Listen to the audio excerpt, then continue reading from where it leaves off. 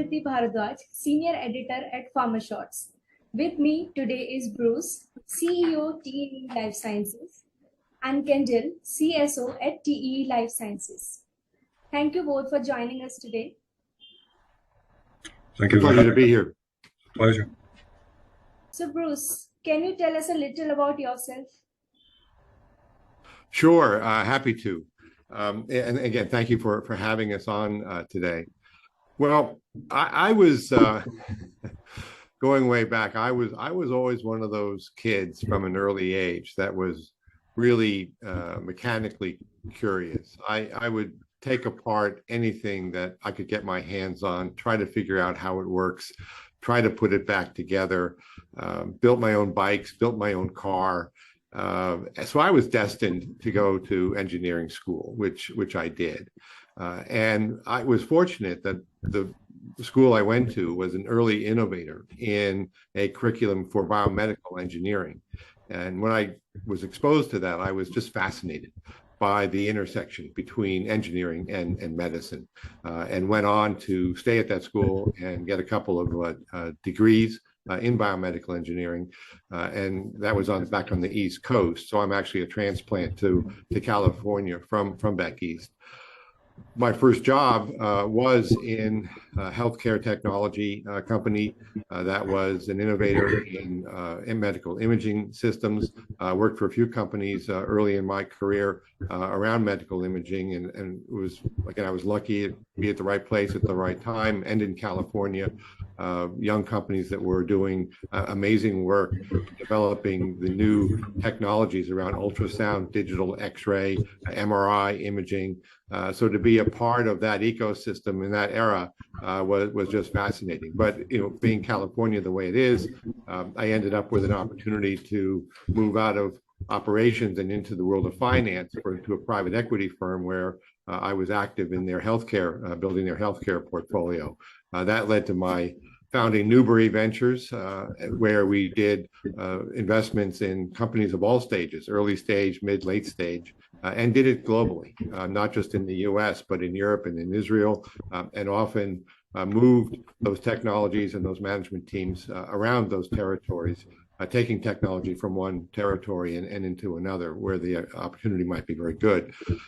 Part of that work was spinning out technologies, often from large companies, setting it up with new teams and new markets to grow where the large company really was not going to take advantage of it.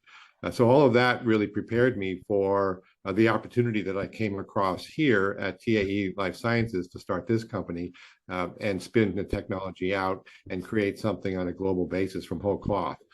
Which, when the opportunity came, it was a wonderful and comfortable fit for me to go and pursue this. So that's kind of how I ended up where I am, and it's been a tremendous amount of fun so far. That's great. So Kendall, can you share us your background with our audience? Yeah, I mean, like Bruce, I did grow up inquisitive. I come from Scotland, and unlike Bruce, who just took things apart because he was curious about how they worked, I had to actually fix things because in my house most things were broken. So I actually had to fix things and make them work again, and that, of course, gave me an inquisitive mind to find out how things work and want to actually, develop things of my own that have got similar principles. And so I always thought, growing up, that I was going to be a scientist, which is interesting. I always saw myself in a white lab coat, which is very interesting from the village which I came from, where most people become farmers, fishermen, or work in a shop. So it was quite interesting to have that notion that I should be a scientist. So I actually studied microbiology and immunology in Glasgow, in Scotland. And then I took my first job at Leeds University in the microbiology department before moving into the antibody technology world in about 1986. And I've really spent most of my career since 1986 developing antibodies and targeted therapies. I've got about 30 years of industry experience now, and when I came to this company 4 years ago, I had quite a lot of success within that industry. I've helped to develop and significantly contribute to two very successful drugs, one called Cimzia, one called Padcev, which is approved for bladder cancer in 2019, So I've really worked in targeted technologies within the pharma biotech industry for about 30 years. I actually joined a company in Celtech near London, which was the first biotech company in the UK, and spent 10 years there before actually coming to the United States in 2001 to join a startup company called Agensis. And that company wanted somebody to lead their antibody development unit, which I did. And through working for that company for 18 years with a high degree of success, and what I'm hoping now within TAE Life Sciences to bring that expertise in targeted drug development to boron neutron capture therapy, which is the technology which our company is focused on. So yes, growing up very similar to Bruce by the sounds of things, and then always thought myself destined to be a scientist. Interesting. So over to you, Bruce. What was the base foundation of TAE Life Sciences, and what was your vision when you joined this company? Well, during my investment days, through several colleagues, I had become aware of a company in Southern California, TAE Technologies, that was developing a very novel solution for fusion energy. And my friends would fill me in, keep me abreast of the developments at TAE. It sounded like just an amazing venture, extraordinary technology, individuals who were passionate, insightful around solving the world's energy problem. And then one day, it came up that some of the technology that they had been investing in for decades as part of their fusion program, they thought might have an application in the world of healthcare, and being able to invigorate a particular type of cancer therapy, and wanted to know what I thought of that. So I came down, had a chance to look under the kimono, if you will, of TAE and this particle accelerator technology that they had been developing, and really recognized that it was, well, not just extraordinary in itself, but the people at TAE, the breadth of their expertise scientifically, and their passion for solving huge problems that would make our world a better place to live in was just inspiring. And I saw in this technology an opportunity to go and redirect it into a new application. And this boron neutron capture therapy, which had been around for decades. But when you read all of the research papers, the very ending of all those papers would say, this is a very promising technology, but you need to have a neutron source that is practical to install and operate in a hospital environment. And until you can do that, this BNCT won't really have any future. It'll only be a research anomaly where there's a reactor for these neutrons. And so I saw in the potential in TAE's technology to go and provide that kind of a practical neutron source and unlock the full potential clinically of this BNCT technique.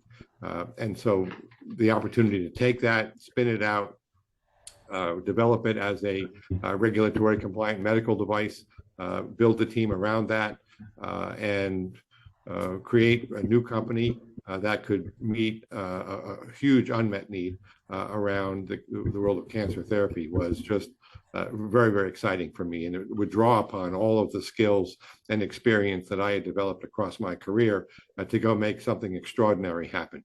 And when you are faced, frankly, with that kind of an opportunity to do that, and to do it with the kind of organization and people and technology that TAE offered, you can do nothing but say yes to that. And that was really the vision and the motivation for starting the company and building it from where we began to where we are today.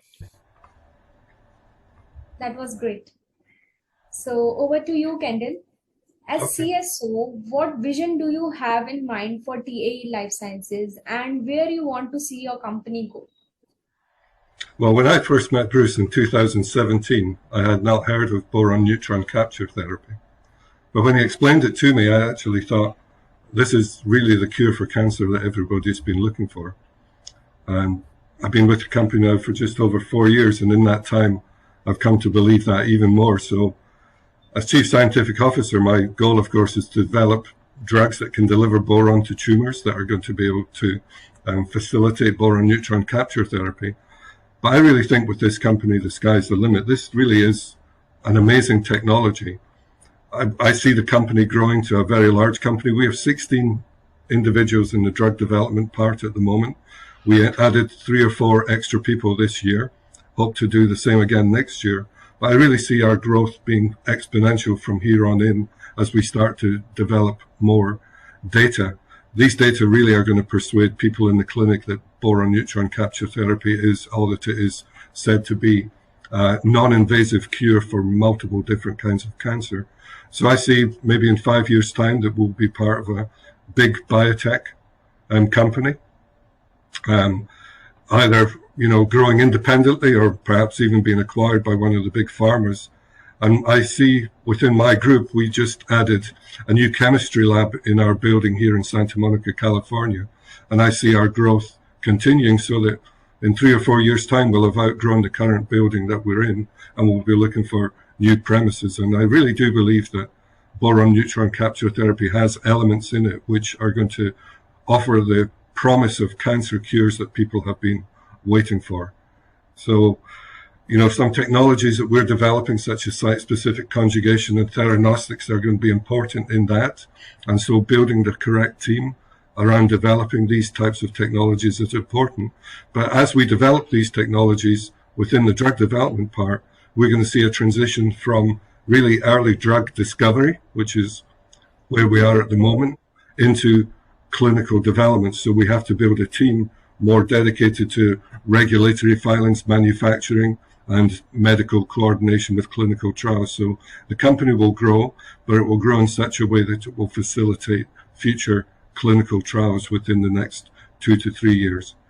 So, as I mentioned, I think with BNCT, the sky is the limit. There are no end of cancer targets that can be facilitated for BNCT, and it's up to me to put the correct team around me to actually make that possible. That's amazing. So next question is for both of you.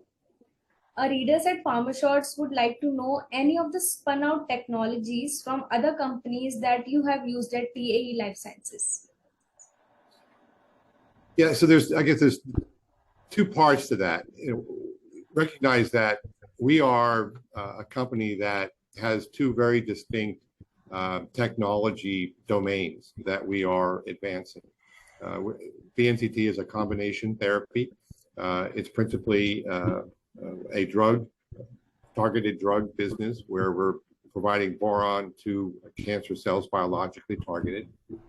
And then we have another physics part of the business where we are using that technology to develop this neutron flux that we then irradiate the boronated tissue with. It's the latter part that was the original technology that formed the basis of creating the company. This was particle accelerator technology that at TAE had been developed to the tune of $70 to plus million over 15 plus years of work as part of their fusion program.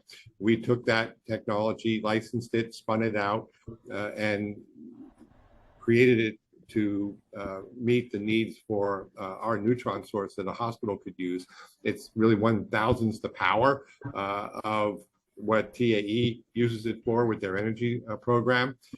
So it was something very, very doable, but very difficult to understand because we didn't have that long history of development behind it. So, and we were able to not just get the technology, but get a core team of people on day one to seed our company with to develop it. So it's a big, I would say, unfair advantage that we were able to use when we started the company compared to really almost any other young new company that would form to do this. So that technology that we spun out of TAE started the company.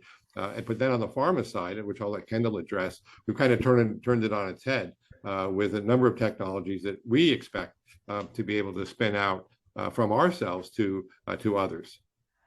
Kendall, I'll let you expand on that. Yeah, I mean, when I first started at the company, having been used to licensing technologies in my previous career positions, the first thing I started to do was actually look for opportunities to license technologies from spun out companies. But working in boron neutron capture therapy, I quickly realized that there was not really any technology in existence that would be appropriate for the targeted drugs that we want to develop. So essentially, we had to develop everything that we have here at the moment, and we've made considerable progress. We've had to develop that from scratch. We don't have any current licensing opportunities with existing companies. Nothing that we're using is off the shelf. Everything we're using is bespoke that we've had to make ourselves. So this is because boron neutron capture therapy and boron chemistry is not your standard organic chemistry. It's all very novel. We have used, of course, a lot of our knowledge from past careers, both myself and my team, to apply to boron neutron capture therapy, but no direct licensing from spun out companies. But quite importantly, over the last few years, we have developed some of our own technologies which are quite novel, quite widely applicable outside even of boron neutron capture therapy. So we could be in a position to actually start licensing some of our technologies to other companies, whether they're small biotech startups or larger pharmaceutical companies. We have technologies we've developed such as site-specific conjugation, Fc silencing, linker technologies which are completely novel. And so these could be licensing opportunities for us. So we really could switch that whole paradigm on its head. That was interesting to know. So over to you, Bruce. What are your thoughts on expanding the footprint of TAE Life Sciences in other geographies? Well, I have to chuckle a little bit at that. We're a young company, but boy, we spread thin around the globe. China is the largest market for our technology, and we addressed that market starting 5 years ago with a joint venture with a company called New Boron there, and that's turned out to be, an interesting road to travel, given the history over the course of the last 5 years. But it's been very fruitful, not easy to deliver on, but we have. We now have our first system up running. We've already treated some human patients with it, and so it's been a very fruitful collaboration for that marketplace, and we will grow there, but obviously through their direct efforts in that territory. So that's one way that we're dealing with Asia. We've also recently signed a distributor with for the Korea market. It's HDX. It's a market leader in that country. They represent Varian in the Korea market. Very strong company that we are very proud to now have as our representative to enter that marketplace. Europe, we are dealing with directly. We already have our first customer there. Our site will be up and running the end of next year, and that's under construction at the moment. And we have other sites that we are looking at in the pipeline for Europe as well as in the UK. And if that wasn't enough of a territory to address, obviously in the US, we're very active on a direct basis, developing prospects for clinical sites here in our own country. The one market that we haven't addressed yet, but we do have our eyes on, is Japan. They are the world leader in BNCT, and we are actively seeking some kind of representation to have a footprint in that country as well. So I think between Japan, Korea, China, we've got Asia covered, Europe directly, the UK, and the US. That's already giving me indigestion about the territories that we need to service as a young company, and I think that's more than enough to deal with for the time being. Okay. So next question also for Bruce. Are there any important collaborations, partnership, or deals you would like to talk about? Sure. Yeah. Look, we're a young company. We can't do it all by ourselves. And so we do look to leverage strong partnerships with others who can add value, leverage what we've got, and increase our ability to advance the science. I mentioned the new Boron joint venture that we have to address the China market through them. We own part of that company, so we have an equity position in them as well. So it's a very symbiotic relationship, engineered for success. We also have a research collaboration with Kyoto University in Japan. They are a leader in that country in the BNCT. They have a nuclear reactor there that we have access to, where we can test our new drugs. We've been testing our new drugs there in animal work, which has been a huge value to the data that we've collected. We're also doing some research there on some novel nanoparticle approaches to the boron target drug technology. So that's a very valuable relationship that we have in Japan. We have domestically, we've done some and are continuing to do joint research with MD Anderson, and both in a physics way and in some boron target drug development. So we found that, again, they've been a great research partner for us, and we're looking to do more with them. That's credible. Over to you, Kendall. So can you tell us more about TAE Sciences target boron drugs? Yeah, of course. So Bruce just mentioned one of the aspects of research that we have with a collaboration in Kyoto University looking at boron-loaded nanoparticles. As Bruce mentioned, we can't do everything ourselves, so it's good to actually find these collaborators who have technologies and expertise which we don't have in the lab here in Santa Monica. But in terms of what we are doing in-house, we've got two approaches really to drug development. One is small molecules, and the other is antibody boron conjugates. The reason that we're looking at small molecules is they're much more simple to address. You can do it with far fewer people successfully. We can actually take some of the knowledge from existing BNCT drugs and apply that to development of our own small molecules. There is an approved drug for BNCT called boronophenylalanine. It's a boronated thymidine analog. Quite a lot's known about that. It was actually discovered first in the 1950s and has been used in several clinical studies since then. It has got some limitations. So what we've done is we've taken our knowledge of BPA, boronophenylalanine, and applied it to developing some new small molecules. And these are the molecules that we've been testing in BNCT experiments in Japan, as Bruce mentioned. We have quite a few advanced candidates within the category, both single amino acids and also we've developed a class of dipeptides which could be very useful for BNCT.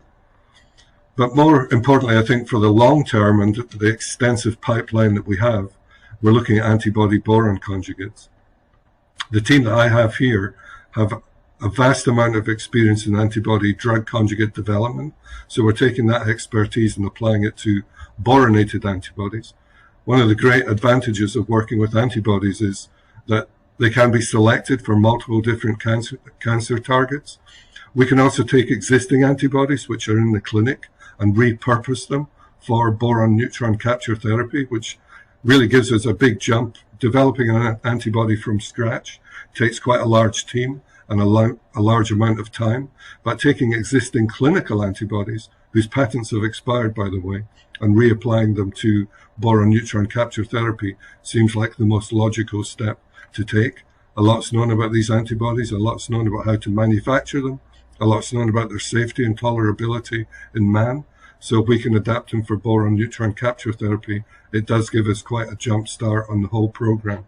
And as I mentioned, there are multiple antibodies to multiple different cancer targets that could be developed in the future. So with that combination of small molecules, antibody boron conjugates, and a collaboration looking at nanoparticles, I think we pretty much have our bases covered for our types of targeted drugs that we want to develop. So Kendall, can you please give us some insights from the study of the proton boron capture therapy? Yeah, this was a very important study for us.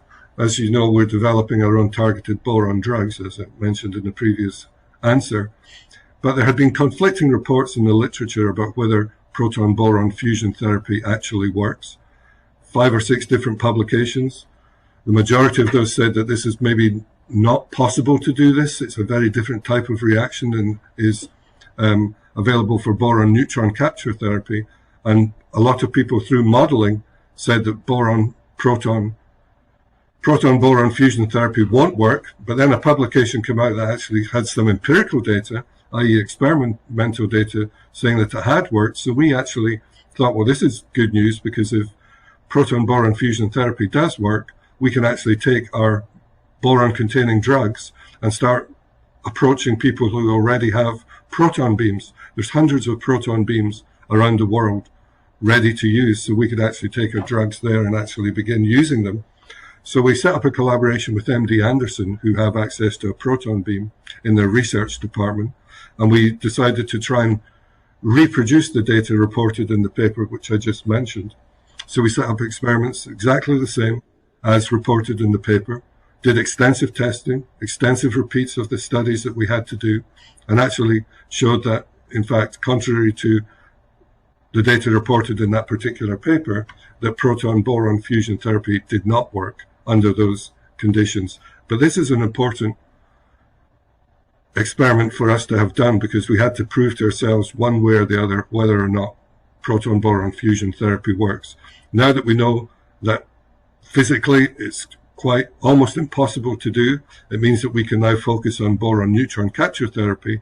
And when we speak to centers around the world who might ask us the same question about proton-boron fusion therapy, our answer is going to be that the targeted drugs that we are developing have really got an application only in boron neutron capture therapy, and therefore that will be part of our focus moving forward. So it was really a seminal set of experiments that we had to do, and it was great to have found a collaborator such as MD Anderson, under the leadership of Gabriel Sawakuchi and his team, who were able to do those experiments for us. So these were very important data for us to generate.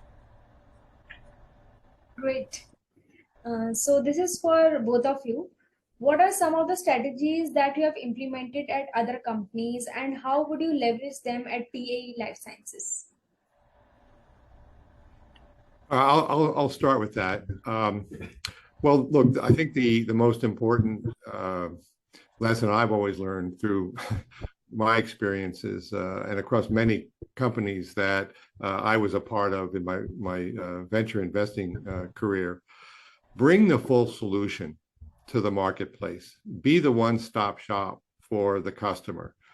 Don't put your destiny in the hands of someone else to deliver something new that will be the driver for ultimately the success of your company. Don't be susceptible to that. Control your own destiny and develop that full solution, whatever you need to do to make that happen. And that's what we've done here. While we started the company with one half on the physics neutron side of the technology, I knew that the drug was really going to be the driver and the value add and the driver of the efficacy of this technique. And I didn't find anybody out there anywhere who I could count on to be the developer of this next generation of boron target drugs. And so we stepped up and we formed that whole group out of whole cloth ourselves. And it's become a huge asset to us, both regulatory wise, competitively, clinically. It's been amazing. It's complicated the business. It's put a strain on our financial resources. No question. It's increased the lift that we have to make tremendously. But it's also set us apart from everybody else in the industry in a very meaningful way. And now when we go to the marketplace, we can speak to the entire therapy, both on the drug side and the radiation side. And that's something that really no one else can do. The other thing is to leverage the assets and the capabilities of others, as we've talked about with MD Anderson or with Kyoto, and there'll be more in the future where we can collaborate with others, take what they've invested and know about their technology and apply it toward our solution so that we can benefit from a greater delivery of a product and of a therapy, and use the experience from others in that process. So don't try to do it all yourself. Pick carefully, but always be looking out for others that can complement what we do. And then a third one would be, as an investor, I was always very appreciative of management teams that were frugal, right? Who were responsible with how they spent their money, and who were able to maintain a startup culture, right? A scrappy nature to building the business. And I try to instill that, and I think we have here at TAE Life Sciences. We're not extravagant in any way. People, they work hard, but they care about being efficient with how we spend our money, with how we invest our resources, so that we're very, very efficient about growing the business and making the most out of everything that we have to advance our cause, and not be wasteful in any way.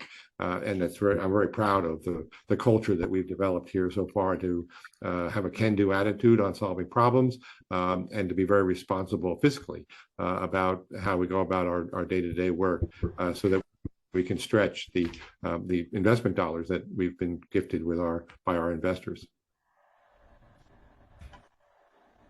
Kendall, do you want to say something on this? Yeah, I mean, I've only worked in 2 other companies prior to coming to TAE Life Sciences. So in terms of, strategies, I've been able to watch from the inside looking out in 2 different companies. One is a very junior part of the team when I was in the UK, part of Celtec, and then more of a senior part of the team when I came to the US in 2001 and joined Agencis. Agencis was acquired by Astellas in 2007. So I got an opportunity then to look at different strategies adopted by large pharma companies. Astellas is the second large pharmaceutical company in Japan. So I got a chance to look both from a point of view of a small biotech company in the US, and also from a large pharmaceutical company in Japan. And so the strategies that I was able to actually learn from and adopt here was really not to be scared of bringing people into your team who are cleverer than yourself. This is important, to surround yourself with very clever and talented people. And then once they're in the place, to rely on their talents. Really, make them own their talents, make them develop the types of technologies that you would like to develop using their talents, not micromanage them, really give them free rein to, come at these types of problems with different solutions, really based on their talents. We added a few new chemists this year, I mentioned earlier, and already we're starting to develop new drug ideas just coming from the kind of knowledge of these new chemists. We're starting to look at HDAC inhibitors, for instance, and starting to see if we can develop those for BNCT. We're starting to look at existing boron-containing drugs, such as Velcade, and coming up with some very interesting observations. So I think it's really surrounding yourself with a talented team, allowing that talent to shine, not micromanage it, don't suppress it, don't try and over-influence it, but really let them develop technologies independently. And I think that independence that you give people really bears fruit in the long run. Sometimes you might stumble and fall and pick yourself back up, but in the long run, allowing people really to develop technologies using the skills that they have and relying on them to do that and trusting them to be able to do that is maybe the most important strategy that I've learned from my previous 2 pharmaceutical positions. That's great. Okay, one last question to both of you, just to wrap up. What do you love to do in your leisure time? Oh, what's leisure time? Well, I still like to work with my hands. I have a creative streak in still building things. So I have a shop that I spend my time, when I do have it, to build things, and I also enjoy flying. So the mental challenge of that and the freedom of flight for me go a long way to escaping and being able to travel a bit. So between flying and building things in my shop, that takes up whatever little leisure time I've got left. Okay, over to you, Kendall.